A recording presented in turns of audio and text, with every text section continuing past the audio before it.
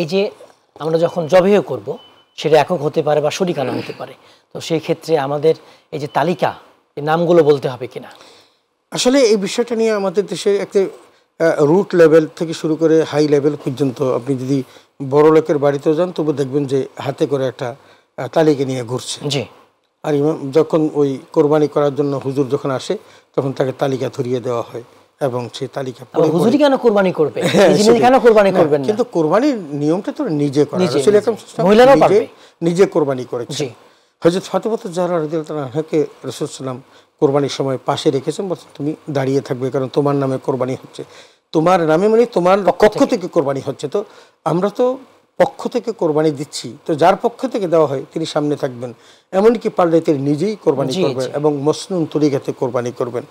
এখন এই যে নামের যে তালিকা থাকা হয়, এই নামের তালিকা কোনোভাবেই পাঠ করা এটা শরীয়ত সম্মত না বা এরা করেও না। তবে একটা জিনিস আমি আপনার মাধ্যমে আমাদের দর্শক শ্রোতাদের জানিয়ে দিতে চাই যে আপনার নামটা কিন্তু লিপিবদ্ধ হয়ে গেছে, নিয়তের মধ্যে চলে আসছে। যেদিন আপনি পশু কিনতে গেলেন সেদিনই কিন্তু আপনি ডিসাইড করে গেছেন কার কার নামে আপনি পশুটি কোরবানি দিবেন, কারা কারা ভাগে আছে। আমাদের আরেকটা আপনার মাধ্যমে আরেকটা জিনিস বলে দিতে চাই, সেটা হলো আমাদের দেশে কিছু কিছু মানুষের কোরবানির পশু কিনে নিয়ে আসে, আনার পর তারপরে ভাগ খোঁজে। শরীয়তে কোনোভাবেই এটা জায়েজ নেই, কারণ আপনি পশু কেনার পূর্বেই কিন্তু আপনি কি করতে হবে, আপনার শরীকরা নিয়ত পারফেক্ট করতে হবে, তারপরে আবার এক দুজনকে বাড়াবেন।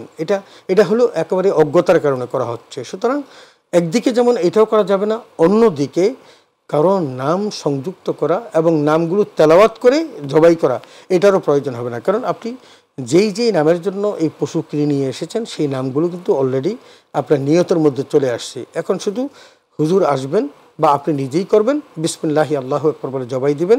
তবে এতটুকু আপনাকে বলতেই হবে, বিসমিল্লাহ আল্লাহু আকবার, আল্লাহর নাম যদি আপনি না বলেন তাহলে কিন্তু কোরবানি হবে না।